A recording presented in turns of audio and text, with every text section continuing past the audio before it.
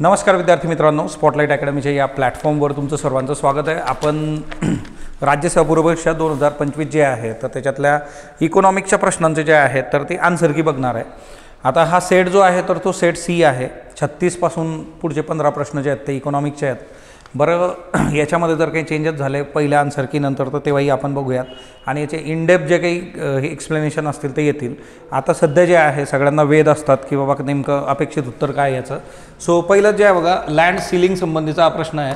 Land सीलिंगवर याच्या आधी पण प्रश्न विचारलेले आहेत आणि लँड सीलिंगच्या याच्यामध्ये जे आहे की स्टॅट्युटरी ॲब्सोल्यूट लिमिट जे लावलेलं आहे बघा लँडचं जे आहे त्याच्या संबंधी व्यक्तिगत एका व्यक्तीकडे किती जमीन असू शकते। सो याच्यामध्ये दोन महत्त्वाच्या गोष्टी आहेत की दोन आस्पेक्ट जे आहेत की future ceiling on future acquisition आणि ceiling on existing land holding जे आहे बघा की येत्या काळात घेणं आणि ती आत्ता तुमच्याकडे किती तिच्यामध्ये किती जमीन तुमच्याकडे असू शकते। सो याचं उत्तर जे आहे ए आणि सी आहे बघा, ह्या दोन गोष्टी याच्यामध्ये अपेक्षित आहेत। त्याच्यानंतर दुसरं जे आहे तर ते जेंडर डेव्हलपमेंट इंडेक्स संबंधी आहे। जेंडर डेव्हलपमेंट इंडेक्स जे आहे त्याचं index of health education empower labour market. आता बघा इथं काय आहे ना की हे जेंडर डेव्हलपमेंट इंडेक्सचा जेव्हा आपण विचार करतो तर तिच्यामध्ये जे आहे हेल्थ एज्युकेशन आणि जे आहे तुमचं स्टँडर्ड ऑफ लिव्हिंग अशा तीन गोष्टी असतात।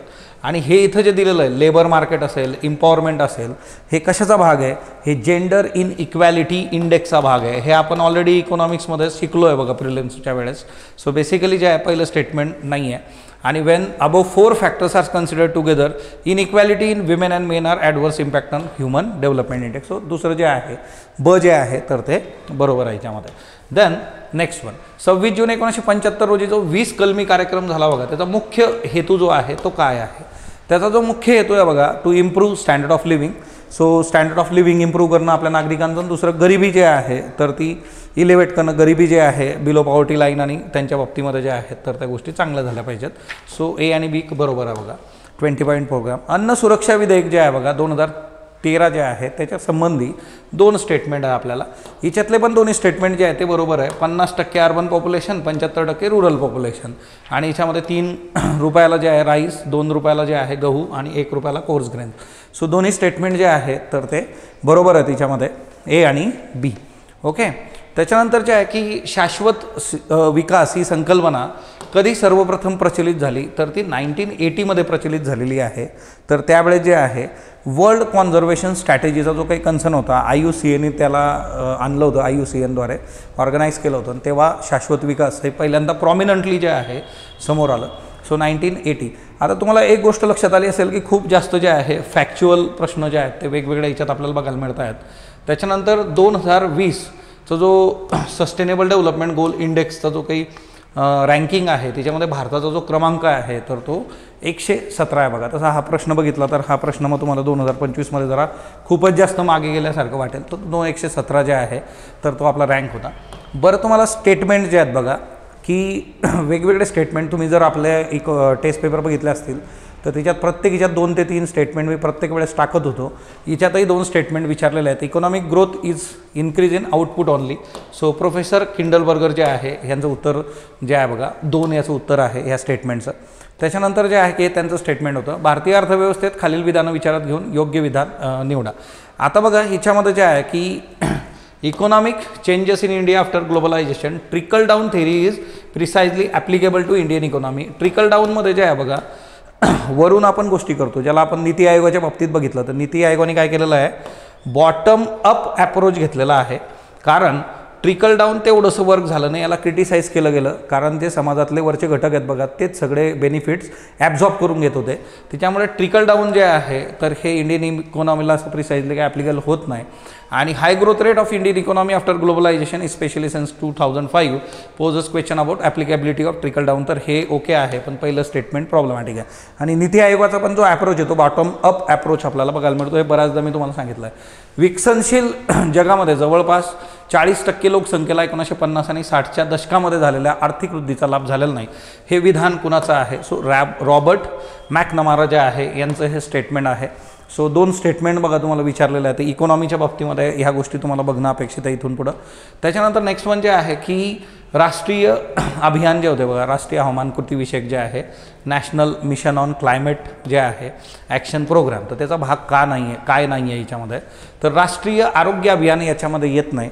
सौर अभियान, शाश्वत जे आहे हॅबिटेट किंवा जल अभियान, अशा गोष्टी याच्यामध्ये येतात. इतर पण जे आहेत तर ते, पण राष्ट्रीय आरोग्य अभियान याचा भाग नाही आहे. त्याच्यामुळे उत्तर जे आहे तर ते 4 आहे.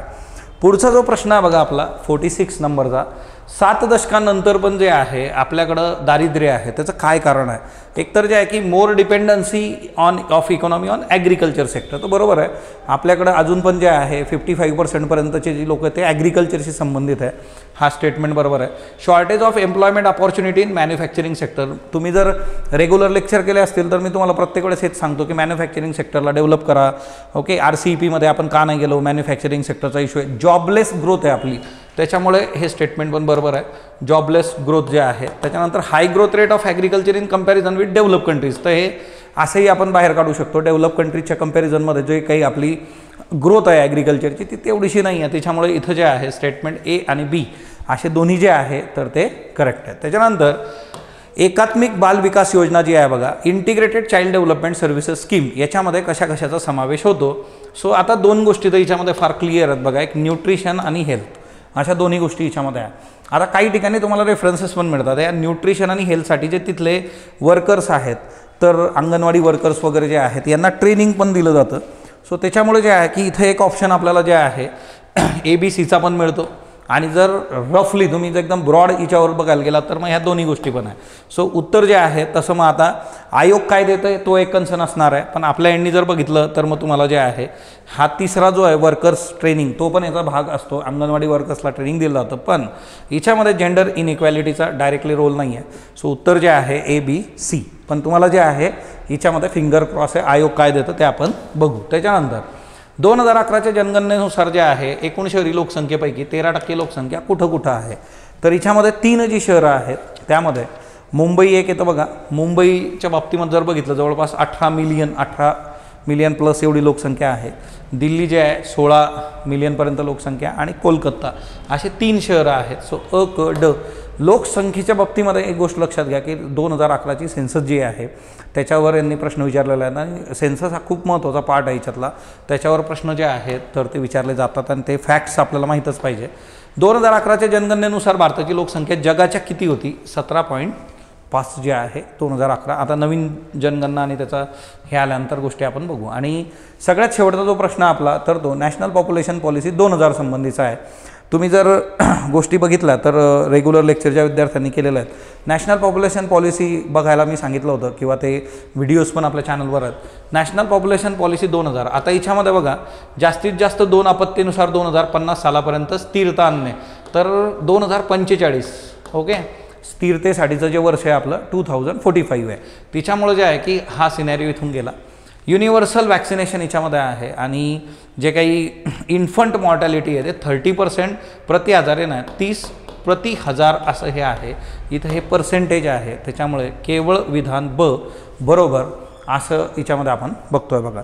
सो तसं बघायला गेलं तर पेपर जो आहे तर तो त्या मानाने तसा as compare to last year पण काही थेरीज वगैरे त्याच्यात होत्या, पण त्या पद्धतीने जर बघितलं तर स्ट्रेट फॉरवर्ड प्रश्न आहेत. परंतु याच्यात फॅक्च्युअल प्रश्न असल्यामुळे असं होऊ शकतं की त्याचा इम्पॅक्ट जो आहे तर तुमच्या मार्कांवर होऊ शकतो. बऱ्याचदा फॅक्च्युअल प्रश्न दिसतं ते तिथं पण ते रिकॉल होत नाही बऱ्याच याच्यामध्ये. तर बघूया ते त्या काळामध्ये याचा इम्पॅक्ट कसा येतो आपल्या याच्यावर, ओव्हरऑल याच्यावर मार्क्सवर आणि कट ऑफवर. तर येतील इतर विषयांचे लेक्चर्स पण आता लगेच येतील बघा. धन्यवाद.